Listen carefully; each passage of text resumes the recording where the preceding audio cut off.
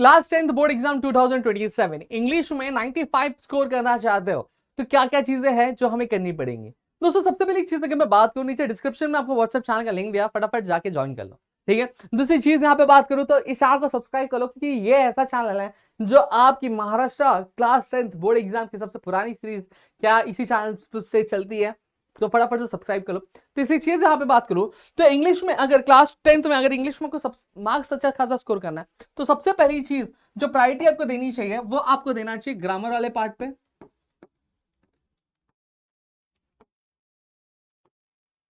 ठीक है। और दूसरी प्रायोरिटी अगर मैं बात करूं तो आपको राइटिंग स्किल पे क्या देनी चाहिए। बाकी प्रोज वगैरह भी है, उसके बारे में मैं आपको आगे एक एक चीजें यहाँ पे बताने बोलूँ।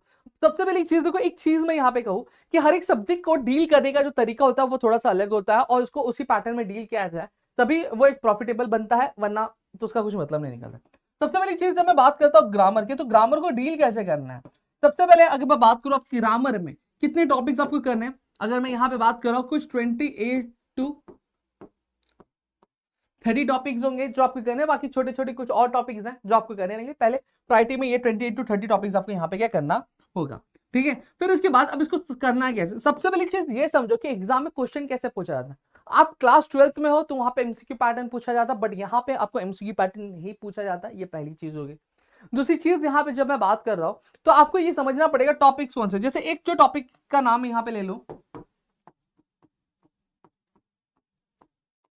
जो टेंसेस है, एक टॉपिक यहाँ पे निकल के आता है। अब इसमें भी अगर मैं बात करूँ तो एग्जाम में जो क्वेश्चन आते हैं जनरली यही आता है, या तो आइडेंटिफाई करने के लिए या तो कन्वर्जन के लिए। क्या आता है, या तो आइडेंटिफाई करो या तो कन्वर्जन करो, ये चीज आपको यहाँ पे क्या समझनी पड़ती है। जब आप आइडेंटिफाई और कन्वर्जन की समझ लो तो आपको यही चीजें क्लियर हो गई, ठीक है। और मेरा एक सजेशन रहेगा कि अगर ग्रामर की चीज अगर करनी है तो वहां पे एक बुक आप परचेज कर लोगे ग्रामर की, तो आपके लिए ज्यादा बेटर होगा, ठीक है। एक जो बुक है वो आप क्या परचेज कर लो 10th क्लास 10th के लिए, क्योंकि एग्जाम के जिस तरह के क्वेश्चंस आते हैं उसी तरह के क्वेश्चंस आपको वहां पे मिल जाएंगे, आपको इधर उधर भटकने की जरूरत नहीं पड़ेगी। ये क्लियर हो गया। और ग्रामर कुछ चीज ऐसी है कि जितना प्रैक्टिस करोगे उतना ही अच्छा होगा, ठीक है, उतनी अच्छे से चीजें यहाँ पे क्लियर हो जाएंगी।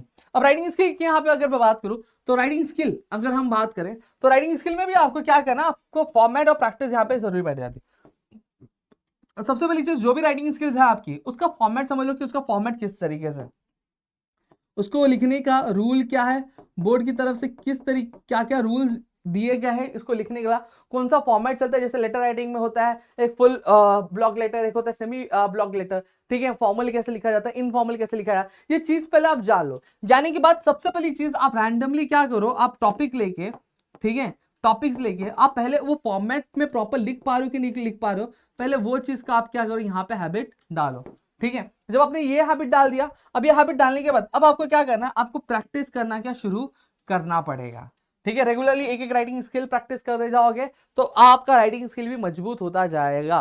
क्लियर हो गया, इतना बात क्लियर है। और इस तरीके से मैं बात करूं यहाँ पे 18 मार्क्स, यहाँ पे 18 मार्क्स और यहाँ पे 25 मार्क्स आपके यहाँ पे क्या कंसीडर होते हैं। क्लियर हो गया। अब प्रोज की बात करता हूँ।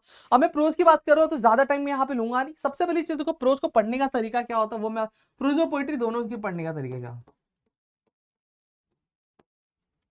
प्रोज में सबसे पहली चीज आपको समरी रीड कर लेनी चाहिए, क्योंकि देखो सर जब समरी रीड करोगे तो आपको समझ में आ जाएगा कि बेसिकली इस चैप्टर में क्या है, इस कहानी में क्या बोला गया और क्या कहा गया है, ठीक है।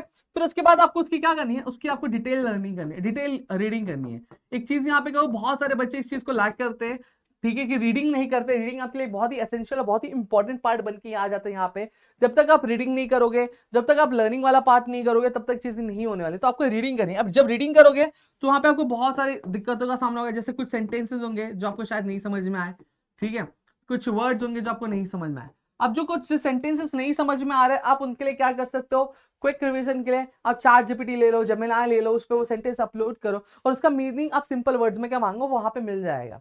वर्ड्स की अगर मैं बात करूं तो वर्ड्स आपको वोकैबुलरी में भी पूछे जाते हैं। आप क्या करो, ये जो हेडर और फुटर होता है, देखो ऊपर वाला पार्ट होता है तो नीचे वाला पार्ट होता है, ये आपका एम्प्टी होता है। तो वहां पे आप क्या करो, ये वर्ड्स को लिखो और इस वर्ड्स को लिख के उसका जो मीनिंग है वो मीनिंग यहाँ पे क्या मेंशन कर दो। इससे क्या होगा, जब कभी भी आप नेक्स्ट टाइम रीडिंग करोगे तो आपको ये जो वर्ड्स है ये वर्ड्स प्रॉपर्ली यहाँ पे दिखेंगे और आपका जो क्लियर आपको जो भी डिफिकल्टी है वो डिफिकल्टी आपको यहाँ पे सॉल्व करती हुई क्या देखने मिल जाएगी। इतना बात क्लियर है, इतनी चीजें क्लियर है कि नहीं क्लियर है, क्लियर हो गए होंगे, ठीक है। तो इस तरीके से लेना है। और फिर ये सारी चीजें रीडिंग वीडिंग हो गई, फिर उसके बाद आपको जो टेक्सुअल क्वेश्चंस दिए उन टेक्सुअल क्वेश्चंस पे आपको क्या देना है, आपको ध्यान देना है। उन टेक्सचुअल क्वेश्चंस पे आपको क्या करना है, ध्यान देना है, ठीक है। जब टेक्सचुअल क्वेश्चंस आपने कवर कर लिया, फिर उसके बाद आपको कोई भी पब्लिकेशन की बुक लेनी है, ठीक है। अब उस पब्लिकेशन की बुक में आपको ना क्वेश्चन एग्जाम में जिस तरीके से आते हैं ना उस तरीके से दिए रहेंगे, उस तरीके से प्रैक्टिस करके क्या आपको क्या करना रहेगा। सबसे पहले आप क्या करोगे, आप रीडिंग समरी रीड करोगे, फिर डिटेल रीडिंग करोगे, फिर सेंटेंसेस और वर्ड्स क्या करोगे, मार्क करोगे, फिर टेक्सचुअल क्वेश्चन सॉल्व करोगे। टेक्सचुअल क्वेश्चन सॉल्व करने के बाद अपनी प्रैक्टिस के लिए आप उस बुक में से आप पैसेज लेके उस क्वेश्चन जो देंगे उसको क्या प्रैक्टिस करोगे। तो आपके इस तरीके से अगर करोगे तो समरी जो प्रोज वाला पार्ट है वो हो जाएगा। सेम तरीके से पोयम वाले पार्ट को भी करना है, ठीक है। पोयम वाले पार्ट को भी करना है, लेकिन उसमें समरी वगैरह नहीं रहेगी। तो उसमें सबसे पहले आपको पोयम रीड करनी है, रीड करके हर एक वर्ड का मतलब, हर एक स्टांजा का मतलब क्या और किस बोलते ना कि किस वे में कहा गया है हर एक चीज को, उसको समझना पड़ेगा। और प्लस उसकी अप्रिसिएशन भी लर्न करनी पड़ेगी। अगर आप चाहते हो कि अप्रिसिएशन पे एक मैं डिटेल वीडियो बनाऊं कि अप्रिसिएशन को लर्न करने का तरीका क्या होता है, कैसे हम आउट ऑफ 5 मार्क्स स्कोर कर सकते हैं, अगर ये चीज मैं बताऊं तो प्लीज मुझे कमेंट सेक्शन में कमेंट कर जरूर कर देना, वो चीजें भी लेकर हाजिर हो जाऊंगा। फिर अगली अगर मैं बात करूं तो अगर आपका क्या आता है, एक अनसीन पैसेज आता है। देखो अगर आपने प्रोज सॉल्व करना सीख लिया तो अनसीन पैसेज भी आपकी चीजें आराम से हो जाती है। जैसे अनसीन पैसेज, जैसे प्रोज किया जाता है वैसे अनसीन पैसेज भी सॉल्व किया जाता है। क्लियर हो गया। तो यहाँ पे मैंने आपको ओवरऑल सारी चीजें बता दी, और मैं यहाँ पे कहूंगा कि टाइम टू टाइम एक इंग्लिश का आप क्या लिखो, पेपर लिखते जाओ। पहले 20 मार्क्स का लिखो, फिर ये टर्म आएगा तो टर्म में जितने मार्क्स का पेपर रहेगा, मतलब 50 मार्क्स का रहेगा तो उसको लिखो। फिर प्रीलिम्स आएगा तो वहां पे प्रीलिम्स के पेपर लिखो। तो ऐसे अगर 5-7-8 पेपर अगर पहले ही सॉल्व करने आ रहे हो, सॉल्व करते हुए आ रहे हो, तो मैं कह रहा हूं आपको कि आपकी चीजें जो हो जाएंगी बहुत ज्यादा आसान होती जाएंगी। आप जब एग्जाम के लिए प्रिपेयर हो गए तो बहुत अच्छी तरीके से प्रिपेयर हो जाओगे। क्लियर हो गया। तो यहाँ पे मैंने आपको पूरा कंप्लीट ओवरऑल गाइडेंस दे दिया कि किस तरीके से चीजों को लेकर चलना है, ठीक है। तो होप सो यहाँ पे पूरी चीजें क्लियर हो गई। स्टिल अगर और भी कोई डाउट है तो प्लीज मुझे कमेंट करके जरूर पूछना। मिलता है हमारे अगले वीडियो में। जय हिंद दोस्तों।